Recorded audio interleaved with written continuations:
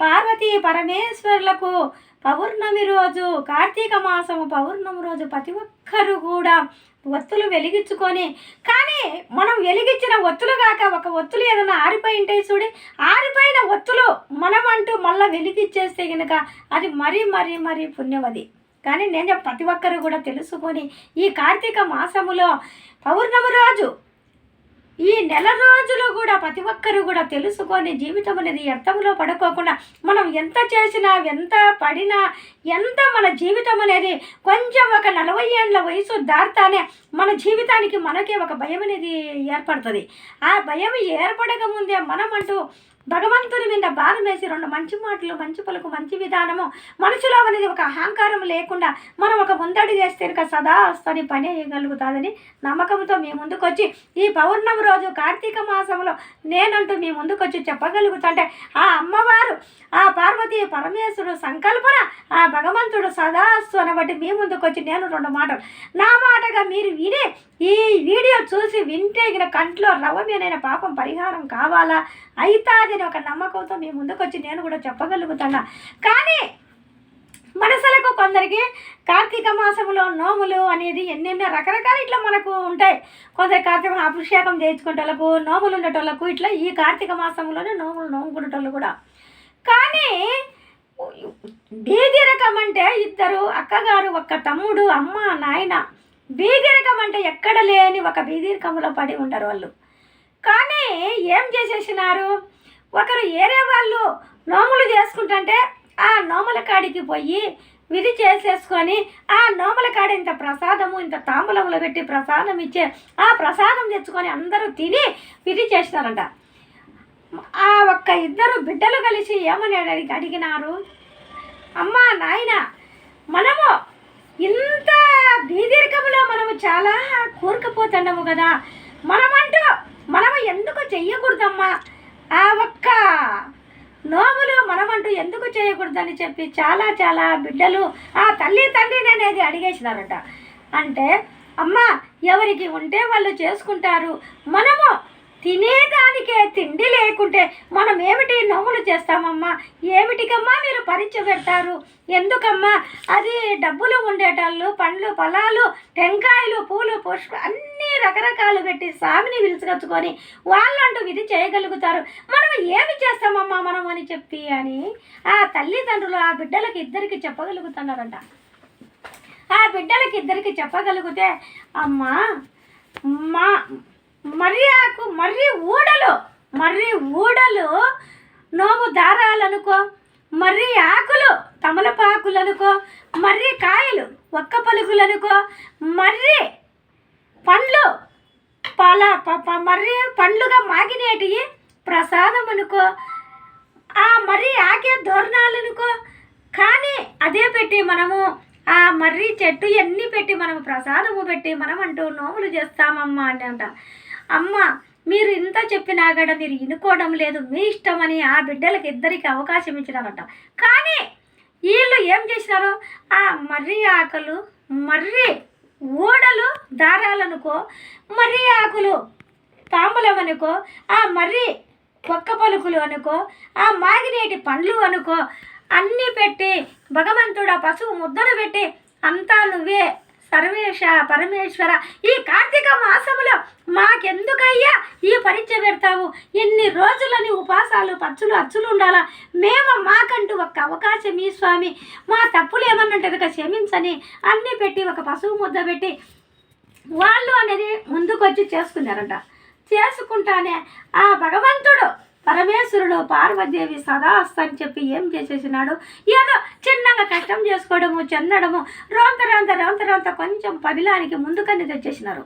ఆ ముందుకు వస్తానే చిన్నగా వాళ్ళు సంపాదించుకొని అట్లా వాళ్ళు నోములు చేసుకుంటూ వచ్చినారు. సంవత్సరం నోములు చేస్తాం, మర్రి ఊడలే. కానీ ఆ భగవంతుడు ఆ పరమేశ్వరుడు పార్వతీదేవి సదాస్తని చెప్పి ఏం చేసేసినారు, ఒక బిడ్డకు పెళ్లి చేసినాడు, తర్వాత మళ్ళా బిడ్డకు పెళ్లి చేసినాడు, తర్వాత కూడా కొడుకు కూడా పెళ్లి చేసేసినాడు. ఇంకా సంపాదన అనేది ఆ ఒక్క పరమేశ్వరుడు అనేది పాలు పొంగినట్టు పొంగిచ్చినాడు సంసారం.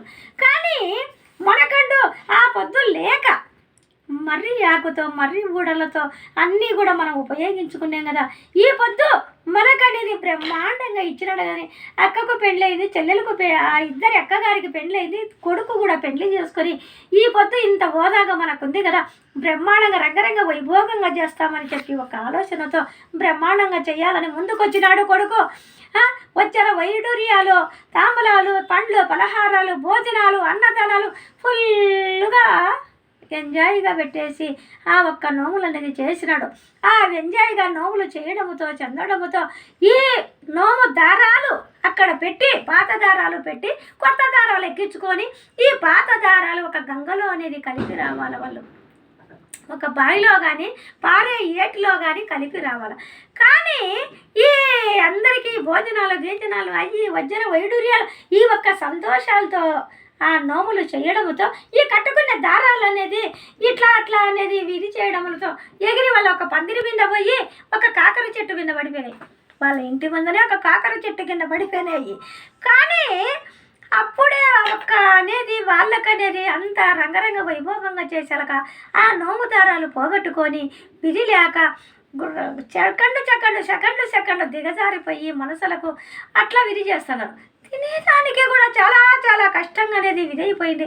ఎందుకు మనకి ఇట్లా విధైపోయినాయి ఏమని ఆ ఒక్క కాకర చెట్టు మీద ఈ నోమదారాలు పడిపోయినాయి కాబట్టి ఆ అమ్మ గౌరీమాత లక్ష్మీదేవి అన్ని కటాక్షం అనేది ఏం చేసేసినారు, కాకరకాయలు విపరీతంగా వండుతున్నాయి, పిచ్చిగా వండుతున్నాయి. ఈ కాకరకాయలు ఎత్తుకొని పోయి ఏం చేసేసినాడు, ఆ ఒక్క ఇప్పుడు మామూలుగా కాకరకాయలు ఎత్తుకొని పోయి అమ్ముకునే దానికి చేస్తే ఒక కోమటల్లాయప్ప తీసుకున్నాడు. తీసుకొని కూరాకొని కాకరకాయలు కోస్తే దాంట్లో వజ్ర వైడూర్యాలు ఉన్నాయి. ఇదేదో బాగుందే అని చెప్పి ఆలోచనతో, కానీ ఆ వజ్ర వైడూర్యాలు కాకరకాయలు మనం అమ్ముకుంటే వస్తే వెనకైతే కలవగంజ తాగుదాము కదా అని వీళ్ళు వండుకొని తిన్నటోళ్ళు కాదు, అమ్మినారు. కానీ ఆ కోమటల్లో ఆయన పెద్ద ఆయన ఏం చేసినాడు, నీకు ఎన్ని కాకరకాయలు వండితే ఎన్ని విధి చేస్తే నాకే తెచ్చి నేనంటూ నీకు డబ్బులు ఇస్తాను అన్నాడు. ఓకేనని చెప్పి అట్లనే తీసుకుపోయి ఇచ్చాడు. కాకరకాయ దాని చెట్టు అదును ఉన్నంత వరకు కాకరకాయలు కాస్తుంది, అదును లేకపోతే ఏ కాయలు కాయదు కదా, దాని టైం వరకే కదా అది కూడా ఎండిపోయింది. కానీ వీళ్ళకు భిక్షానికి అన్నానికి మళ్ళా లేదు.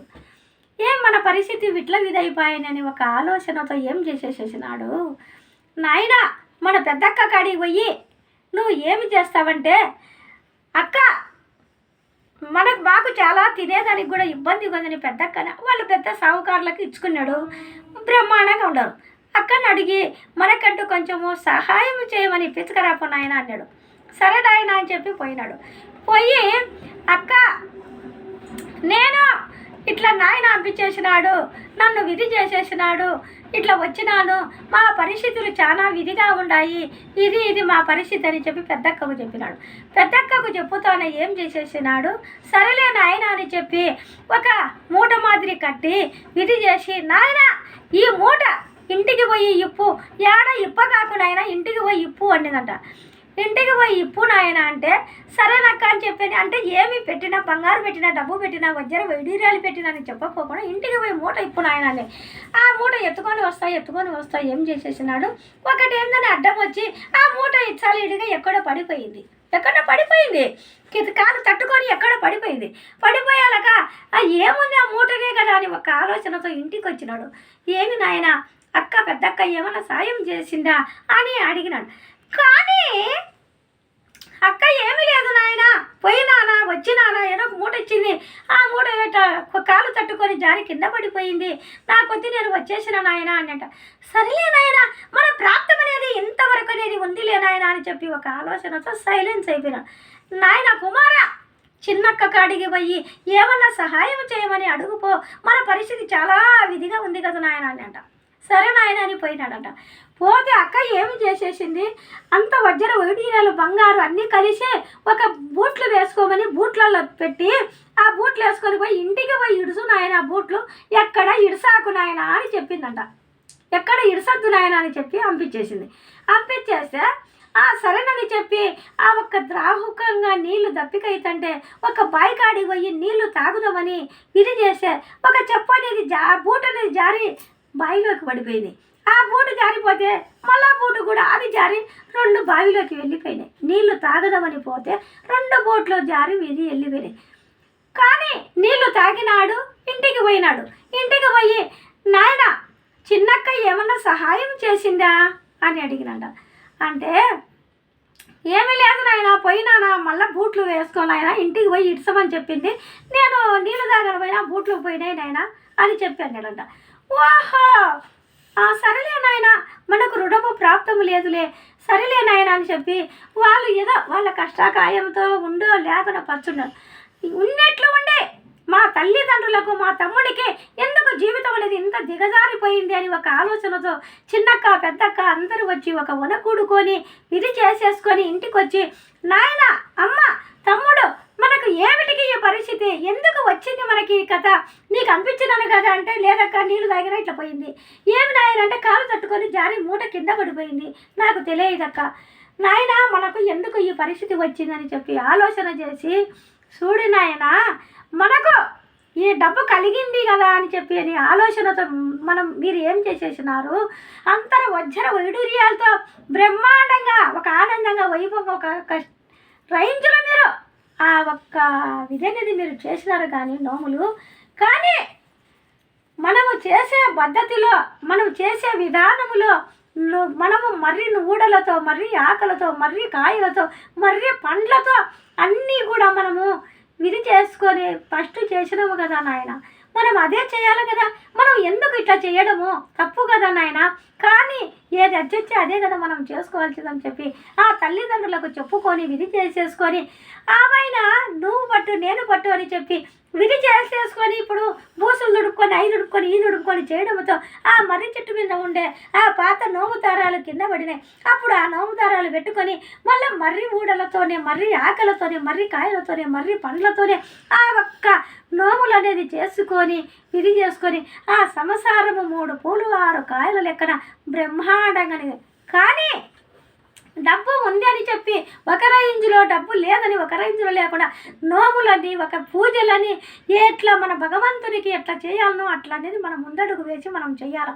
ఆ ఉంది కదా అని మనం ఎట్లా బట్టి అట్లా చేసి ఆ దేవుడి మయమరిపించి ఆ దేవుడికి మొక్కేది కూడా లేకుండా మంది ఇచ్చినారా మన అలంకారంగా పూలు పెట్టుకునేమా బంగారు వేసుకునేమా నగలు నటక ఎట్లా అనేది ఈ ఆలోచన భక్తి శ్రద్ధలతో ప్రతి ఒక్కరూ ఈ కార్తీక మాసములో ఒక సత్యనారాయణ వ్రతం చేయాలన్నా ఒక నోములు చేయాలన్నా ఏ పని ముందుకు భక్తితో శివ పూజ శివ వ్రతము చెయ్యాలన్నా ఏది కూడా మనిషి అనేది మంచి హృదయముతో మంచి మనసుతో ముందడుగు వేసి ప్రతి ఒక్కరూ సక్సెస్ అవుతుంది సాధించుకుంటే ప్రతి ఒక్కరికి కూడా మన భగవంతుడు కొలువు తీరి మన మనసులోనే ఉంటాడు.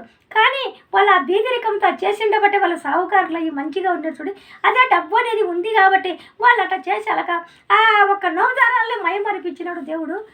భక్తి శ్రద్ధలతో భగవంతుని పూజ మొదలు పెడితే మనసు అనేది ఒక 2 కళ్ళు ఈ మనసు ఈ ఆత్మ ఆ భగవంతుని పెట్టి పూజ చేయండి.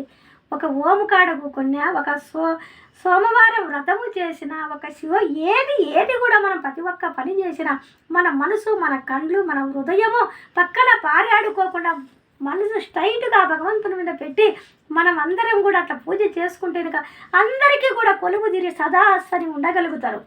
నేను చెప్పడం కాదు ప్రతి ఒక్కరికి కూడా. కానీ అమ్మ చెప్పుతాది అమ్మ ఇంతే కదా అమ్మ అంతే కదా అనేది మనసును ఒక తీసేయకండి.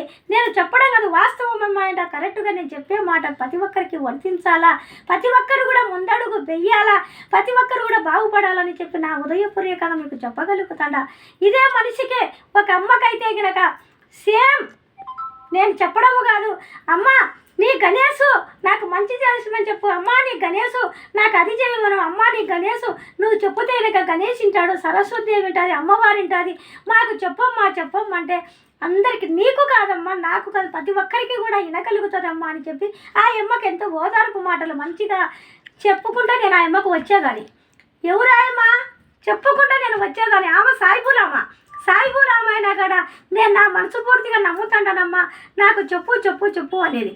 కానీ ఆ అమ్మకు నా ఓపికతో ఆ గణేశు మీద భారం వేసి నేను కూడా అమ్మవారి అనుగ్రహంతో ముందడిగేసి మంచిగా ఆమె ఒక సంతోషానికి నేను కూడా చెప్పుకుంటూ వచ్చేదాన్ని.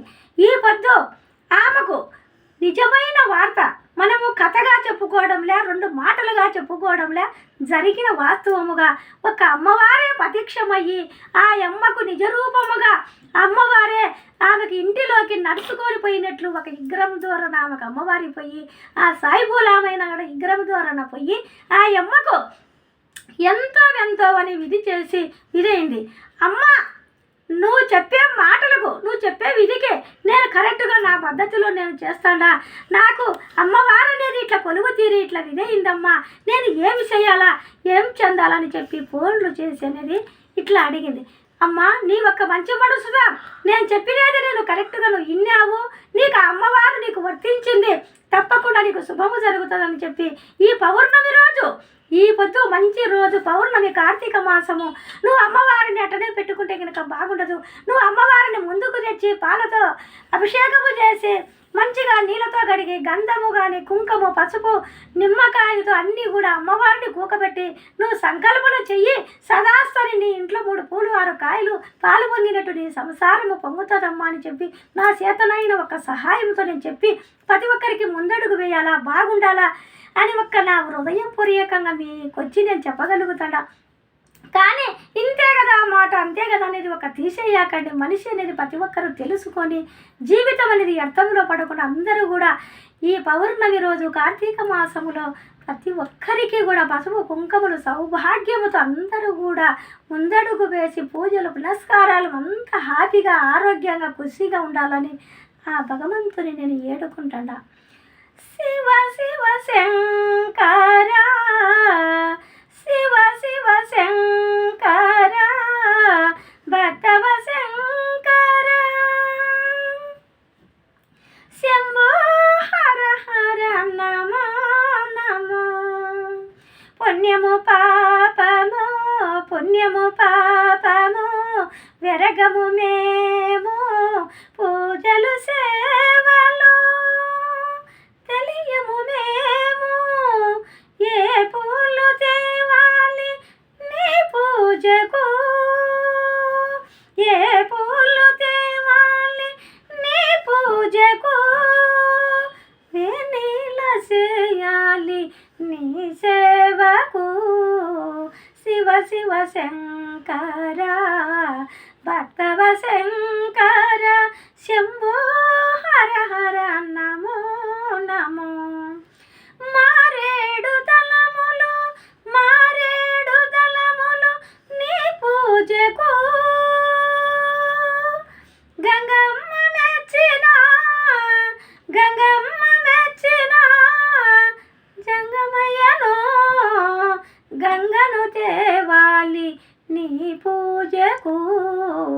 శివ శివ శంకర భక్తవ శంకర శంభో హర హర నమో నమో. ఓం నమః శివాయ, ఓం నమః శివాయ, ఓం నమః శివాయ, ఓం